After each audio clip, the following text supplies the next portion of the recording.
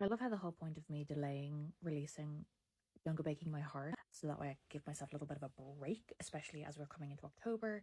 And like that, if you have chronic pain or chronic illness, you know that between like October, December is always kind of like the worst. Really, it's kind of like, I find for me, it's like October and February, hoods, giant hoods, water bottles. So I was like, do you know what, this year I'm going to be nice to myself. I'm not releasing a Christmas book, so I'm just going to be like super cozy. I'm going to like take it easy, just work on writing books, try to de-stress my body, not focus on releasing a book. And then me and my head, they were like, do you think we have time to write like a little Christmas novella? And it was like, maybe we shouldn't. So literally I was up until 4 a.m. last night working on a Village of Yule Christmas novella. I'm trying not to put too much pressure on myself. If I get it done, I get it done. But currently I'm at like 25,000 words and it's good.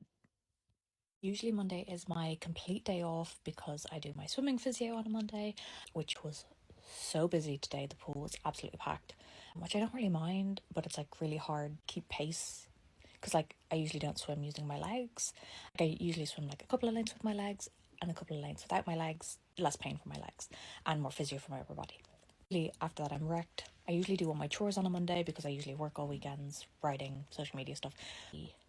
Got home and usually I crash. Didn't do that today. Instead, I managed to get to 15k of my Christmas novella. It usually takes all my stuffing just to like look after myself, like obviously change your sheets, shower, make yourself into a human being. So on the days when I actually like look after myself and get work done, it always just feels like the most massive win. Happy October, everyone. The best part of a new month isn't getting to writing goals for the month.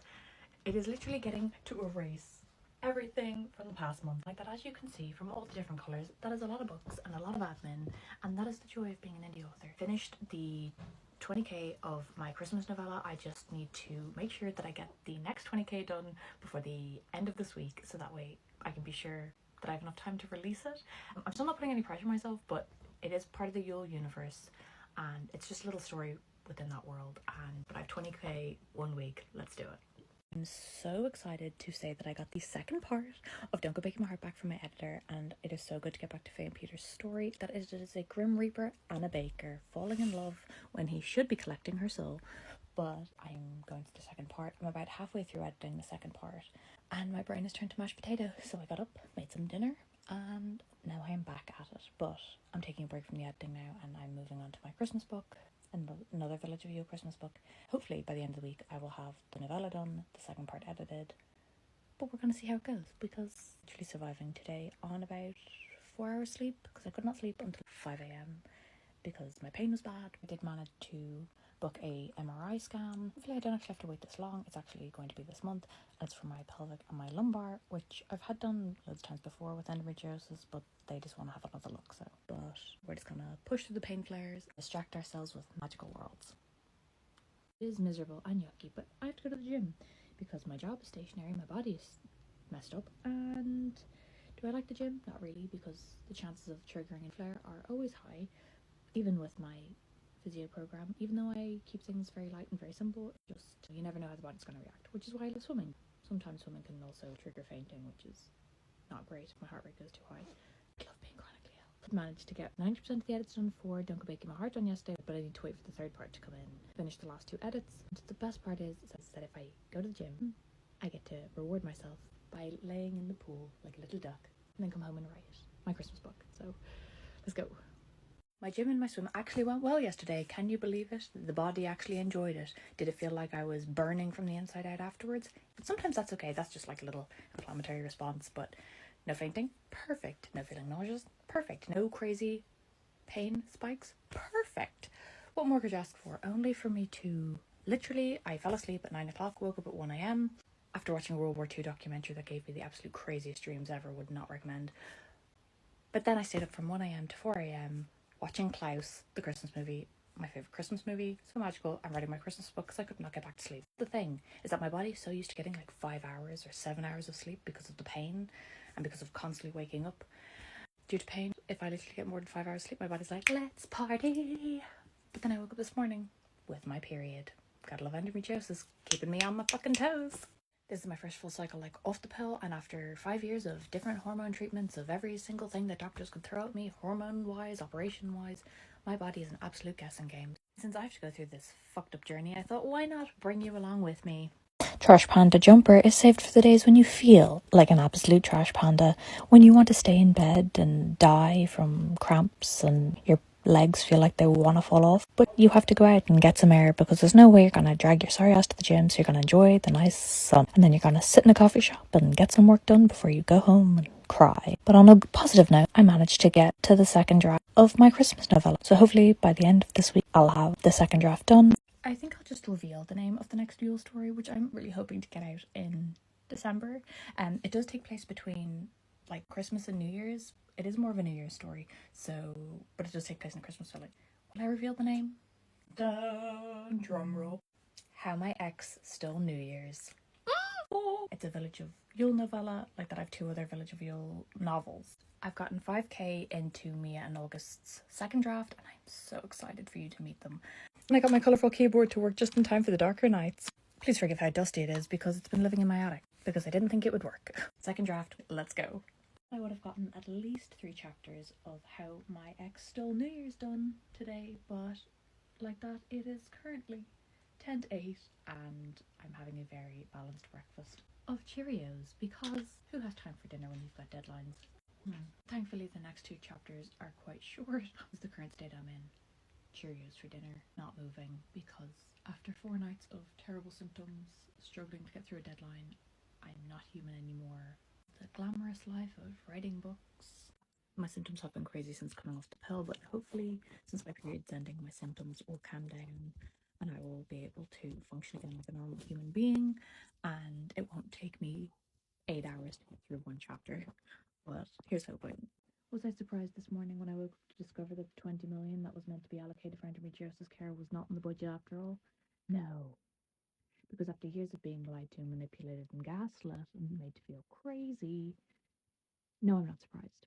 But an hour after I found out that news, didn't I get a phone call from my pain specialist reception to let me know that after 2 years they have a cancellation. I can finally get the internal injections I've been waiting for my chronic pelvic pain. After 2 years and 2 weeks, I will finally have them.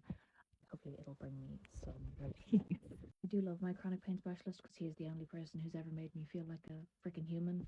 And my latest surgeon have been brilliant. Did it take me nearly 5 years to find people I could trust who actually believed me around the endometriosis that was literally eating away at my muscles? Yes.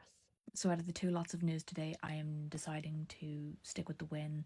I got my appointment for my injections and we will see how that goes together. The last ones I got in my lumbar region really helped. They lasted about 8 months. So these internal ones, I hope they work. I'm just starting chapter 6 of How My Ex Stole New Year's. Editing wise, currently sitting at about 34,000 words. I'm super excited because I was talking to my editor today who puts up with so much of my crazy harebrained schemes. Hopefully I will be sending her this draft by the 20th of October. I'm hoping to have August and Mia's story out to you by the end of November. I didn't do any writing yesterday because I was just having some mental breakdowns after deciding whether or not to go through with my next pain injections. After years of learning, I try and give every procedure like a 3-day think before I fully make a decision like that. Sometimes the injections work, sometimes they come with side effects, so it's just something else to think about. Sometimes my brain gets a bit foggy and the dissociation is real, but I'm really trying to stay on track with my writing goals. Sometimes I honestly wish that my illness was visible. Your illness is invisible, and say one day you're stuck in bed and crying and begging God for the pain to stop, and the next day you're up and out or filming video being like, oh my God, I just finished a book. People are like, you must be feeling better. No. I can still be feeling terrible, but you're masking it. I think if my pain is like a level 7, people are like, you'd be in hospital or you would be crying. It's like most of my life spent in pain. You get really good at hiding. How you look and what you're going through are not correlated. But that doesn't mean that we're not sick and that we're not suffering. We're not trying our hardest to put one foot in front of the other. So if you know somebody's chronically ill or in chronic pain, they're looking well or they're putting extra effort in, they seem like they're great, don't just be like, you must be great now. Because like that, sometimes I can overcompensate by how terrible I'm feeling by putting on a front, because sometimes you just need to front or mask to get through the day. I just got off the phone with the hospital. I cancelled my next round of pain injections. I found that the first round didn't do enough to warrant going through the trauma of another procedure. Still really conflicted about the decision, but I feel it's the best decision for me mentally and physically. Like that, if I change my mind, I can always reschedule them. I'll have to wait another 2 years or so. My pain has definitely increased since coming off the pill. It's been 2 months and like that my hormones are going crazy. The mood swings, the exhaustion, the brain fog. It's really starting to like hit me now. I'm really noticing the onset of symptoms that my pill was masking. But I'm just trying to focus on staying relaxed, resting, trying to just focus on work and keep going. And with that in mind, I did announce how my ex stole New Year's on my Instagram. I like that it's coming along nicely. I'm just finishing up chapter 8 now. I'm so in love with Mia and August. They are honestly keeping me sane during this time. I finally shared the title of How My Ex Stole New Year's on Instagram. I'm currently on chapter 9 and we're baking some cake. That's a little spoiler. I should be right on track to send it to my editor on Monday, which is so exciting. I just love being back in Yule. Speaking of baking cakes though, Don't Go Baking My Heart is only 99 cents this spooky season, so if you want to pre-order it, the link is in my bio. I don't know if I'm going to have time to do pre-orders for How My Ex Stole New Year's. I might just do it straight to release, but it just depends on how long it takes me and my editor to work out the final kinks and make sure it's perfect for you. The worst part about this time of year is the pain flares are so bad, my hands hurt so much, but being in Yule and Foxford is just making my life so much better. Finishing getting ready to go to my MRI. I've got my comfy boots on, my comfy socks on. I do like to wear jeans because I do like to feel a bit more grounded. I definitely think since coming off the pill, my anxiety has been peaking like crazy, but I've had like 13 MRIs, CTs in like 1 year alone. I think since I've had a year break, you're out of the routine of doing it. Today's one is for my lumbar and pelvis. Nothing will probably come up because it's endo. It's just really to check if there's anything else going on because of my hypermobility and stuff. I hadn't been to this clinic before for an MRI, so I couldn't find the lift, but everyone was really nice. I changed into my very sexy gown. Now I am home and snug in my bed. Everyone was really nice in the clinic. Together it took about 40 minutes to do the 2 scans. I just wasn't expecting them to put like this plastic table thing to like hold my hips down since my stomach was so swollen. It was just a little more uncomfortable than usual. Maybe since I was 12 years old and I got my first MRI. I've always gotten the McDonald's afterwards because it's just the best pick-me-up. So now that I'm home as snug as a bug in a rug, I'm hoping to get maybe 1 chapter done of How My Ex Stole New Year's. Like that I'm a little bit behind schedule now because the last 2 days were just busy and stressful. So all in all though, not a bad day. Finally got back to the gym after a flare, so I treated myself to a nice coffee. My god, I look rough. I'm exhausted. The hairdryers stopped working because they were playing with the electricity in the gym, so my hair looks absolutely crazy with a frizzy mess. I'm so excited to get home because I only have 1 chapter left, New Year's Eve chapter left of How My Ex Stole New Year's, and then it's going to my editor. I'm just so excited to like be done. I just love Mia and August so much. They're so funny. And you can add their story to your Goodreads now. No one will have the pre-orders up, but it'll probably be soon. So wish me luck that I get it done today. I sent off How My Ex Stole New Year's to my editor yesterday. It was very, very exciting. I managed to stay within the word count for once, so my editor was very proud of me. So while she is working on the edits, I will be working on the final edits for Don't Go Baking My Heart, so there is absolutely no rest for the wicked. Today I've actually just been doing the admin for How My Ex Stole New Year's, Don't Go Baking My Heart. So I updated my website and got a few tasks done. Tasks including going to the doctor, and I got my MRI results. And of course they found a 5 centimeter cyst on my right ovary, so I have to wait 6 weeks for an ultrasound, which isn't bad at all, so they can see how it progresses. And then they're going to send everything to like my usual surgeon, see what he says. Usually when they're this size they remove them surgically, so just have to wait and see what happens. Isn't endometriosis so much fun?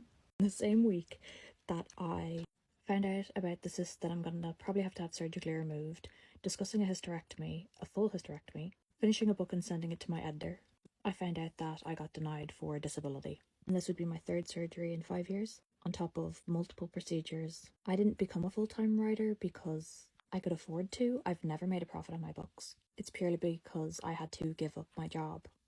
I love working. I've been working since I was 15. There's a reason why I've written 13 books in 5 years.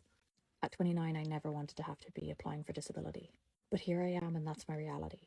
And the irony of it all is that the government won't fund research or care for people with endometriosis. They also won't help support those who have the disease and whose life has been ruined by the disease. So you don't want to cure the disease. You also don't want to help the people with the disease. Makes sense. How can I predict when a flare is about to kick my butt?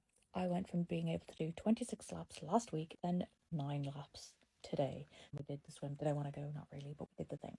And then I came home, Word updated, erased all my comments, erased all my editor's edits from Don't Go Baking My Heart, But then all I had to do was restart my computer, open it back up again, and thankfully it restored everything that was lost. After the panic and the chaos and the heart attack, I was actually able to start the final listen through for Don't Go Baking My Heart. I was able to get to chapter 11. So I'm about a third of the way through. Then it'll go back to my editor for some final touches, and it'll be ready for you in April. I feel like I've been talking about this book for ages, but you can now order the ebook for 99 cents for this spooky week, and I just can't wait to actually get Fame Peter's story out to you.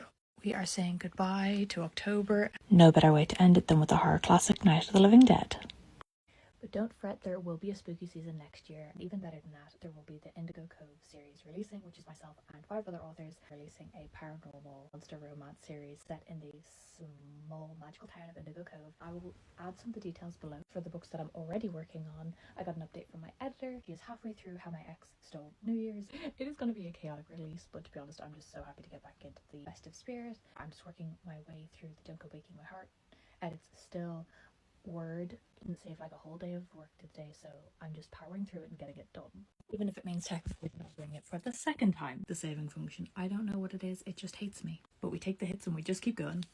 Fueled by the caffeine gods, I'm determined to finish Don't Go Baking My Heart today. So look how close we are getting. Let me tell you that I finished Don't Go Baking My Heart. Not wait to send this round of edits to my editor. Trust me to add about 5,000 words. I honestly couldn't sacrifice a single one of them. I wish I could just keep writing. That's always been my problem with the Village of Oxford books. I can't stop myself, and then I'm like, okay, you've introduced too much subplots, you've introduced too much romance, now you have to scale back because this book is becoming a chunk. I also paid for the first half of the cover this week. I cannot wait to see the cover. We're still working on it because I refuse to give you anything but perfection, but my partner always kills it. And thank you so much to everyone who pre-ordered during spooky season. These flares always feel like a kick in the fucking stomach. I got up, I showered, I got my packages ready to send to the post office. About 2 minutes into the car drive, I just felt this burning pain down my right leg.